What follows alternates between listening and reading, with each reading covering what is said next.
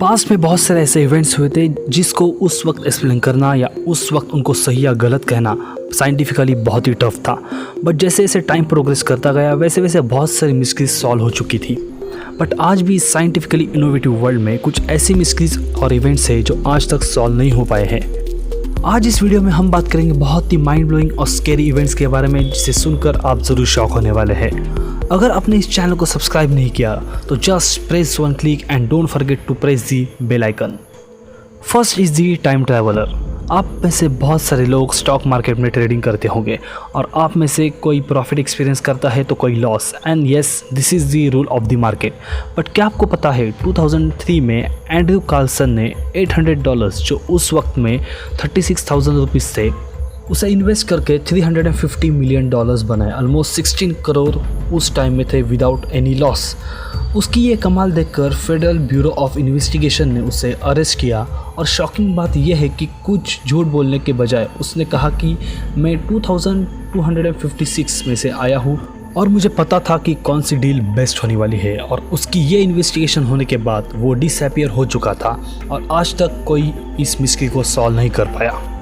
कमाल है ना, मतलब कोई फ्यूचर में से आता है और 16 करोड़ बना के चला जाता है। वैसे बहुत सारे लोगों ने इसी इवेंट को बेसलेस इवेंट कहा है। ठीक है, हम एक बार इसे हम फेक कह सकते हैं, but what about the next, the rebirth of Shanti Devi. कहते हैं ज़िंदगी एक बार ही जी जाती है, but not in the case of Shanti Devi. 1926 में दिल्ली में एक लड़की का जन्म होता है जिसका नाम था शांति देवी। जन्म के कुछ सालों के बाद जब वो बोलने लगी तो उसने कुछ ऐसा कहा कि उसे सुनकर आपके होश उड़ जाएंगे। उसने कहा कि जिस घर में उसने जन्म लिया है वो उसका असली घर नहीं है, बल्कि उसका असली घर मथुरा में है जहाँ पे उसका परिवार और उसके पति रहते हैं। पहले तो सबको ये मजाक लगा कि ये कैसे हो सकता है, ये कुछ भी बक रही है। बट जैसे जैसे शांति देवी बड़ी होती गई तो वो इस बात पर बहुत ही सीरियस हो चुकी थी और बहुत ही डिटेल में वो सब कुछ बोलती थी। जैसे कि उसके पति मथुरा में रहते हैं और उनकी वहाँ पे एक शॉप है, उनकी फैमिली मेम्बर्स के बारे में एक्सेट्रा एक्सेट्रा। उनकी ये पिछली जन्म की बातें दोहराना, इसकी वजह से उनके माता पिता ने शांति देवी को मथुरा ले गए और जिस तरह शांति देवी ने कहा था उसी तरह मथुरा में उनका परिवार रहता था। यहाँ तक कि उनके पति ने भी यही कहा कि कुछ सालों पहले उनकी वाइफ की डेथ हुई थी। तभी एक इंटरेस्टिंग बात होती है कि शांति देवी उनके पति से पूछती है कि आपने मुझे प्रॉमिस किया था कि आप कभी दूसरी शादी नहीं करेंगे मेरे बाद, फिर आपने दूसरी शादी क्यों की। ये कन्वर्सेशन देखने के बाद उनके परिवार वालों को भी यही लगता है कि शांति देवी का पुनर्जन्म हुआ था। यहाँ तक महात्मा गांधी जी ने भी एक कमेटी ऑर्गेनाइज की थी इस बात को प्रूव करने के लिए, and he found out the same कि शांति देवी का पुनर्जन्म हुआ था। The next is sweet ocean under the ocean. क्या आप इस पे विश्वास कर सकते हैं कि हमारे सॉल्टी ओशंस के नीचे भी स्वीट वाटर प्रेजेंट है। आज तक हम सब ने स्कूल में एक ही बात स्टडी की है, वो कि ओशंस आर सॉल्टी और हमारे पास सिर्फ 1% पानी है जिसे हम पी सकते हैं। बट उन्हीं सॉल्टी ओशंस के बॉडी के अंडर स्वीट वाटर भी प्रेजेंट है और साइंटिस्ट ने ऑलरेडी ये डिस्कवर किया है और ये पानी हम पी सकते हैं। यस, अब तक की एस्टिमेट्स की माने तो ये पानी 2800 स्क्वायर किलोमीटर्स में प्रेजेंट है अंडर द ओशियन। अप्रॉक्सीमेटली हम कह सकते हैं कि 1 बिलियन स्विमिंग पूल इससे हम फिल कर सकते हैं। बट अब तक इस पर कोई प्रूवन थ्योरी नहीं है कि how sweet water came under the ocean. कई ओशियनोग्राफर्स और जियोलॉजिस्ट का ये मानना है कि ये आइस एज से ये वाटर रॉक्स में ट्रैप्ड है जो आज मेल्ट होने के बाद ओशन वाटर से ज़्यादा डेंसिटी होने की वजह से यहाँ प्रेजेंट है। 2050 तक वर्ल्ड पॉपुलेशन 9.7 बिलियन को टच होने वाला है और आधी से ज़्यादा दुनिया fresh water drinking crisis face करने वाली है। And we have discovered the drinking water जो हमारे नीड्स को पूरा कर सकता है अगर हम यहाँ भी वॉर स्टार्ट ना करें तो। The next is about the pan American flight 914 जो ऑलमोस्ट 37 ईयर्स तक उड़ती रही। 2 जुलाई 1955 में एक फ़्लाइट ने न्यूयॉर्क से टेक ऑफ किया था मियामी फ्लोरिडा में जाने के लिए, एंड एक्सपेक्टेशंस के अकॉर्डिंग वो 3 आवर्स में मियामी तक पहुंचनी चाहिए थी, बट वो बीच में ही गायब हो चुकी थी। बहुत सारी सर्च ऑपरेशन को अंडरटेक किया गया था उस फ्लाइट को ढूंढने के लिए, बट अल्टीमेटली फेल्यूर।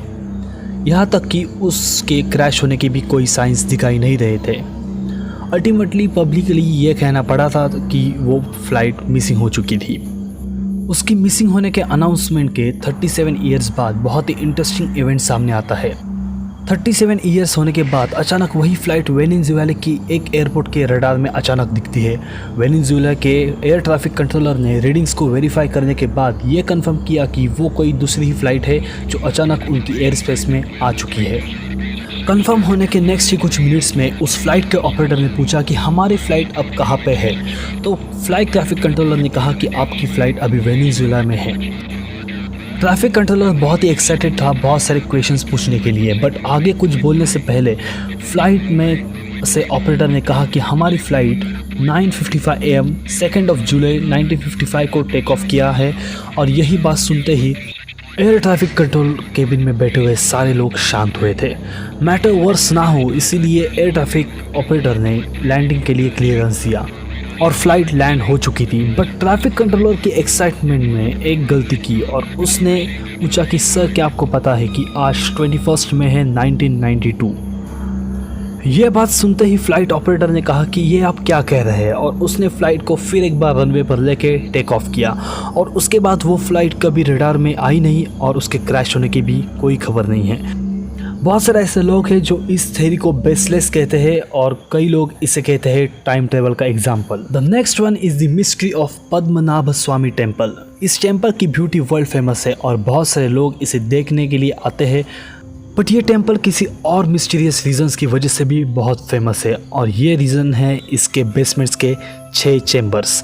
कुछ सालों पहले इन्हीं चैम्बर्स को ओपन करने के लिए काम शुरू हुआ था और 2011 में 6 में से 5 आयरन डोर्स को ओपन किया गया था। और आप शॉक हो जाएंगे ये सुन के कि $1 ट्रिलियन की वेल्थ उन 5 चैम्बर्स में से मिली थी, जो ऑलमोस्ट 16 कंट्रीज़ की इकोनॉमी है। बट इसका 6th चैम्बर कभी ओपन हुआ ही नहीं और इसके पीछे बहुत सुपरस्टिशियस रीज़न दिए जाते हैं। इवन कई लोगों का ये कहना है कि 6th चैम्बर में बहुत सारे जहरीले स्नेक्स हैं जो खतरनाक साबित हो सकते हैं।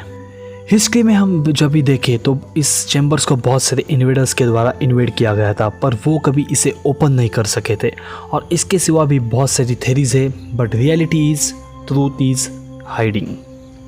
So thanks for watching my video. Channel को सब्सक्राइब करें और वीडियो को लाइक एंड शेयर ज़रूर करें।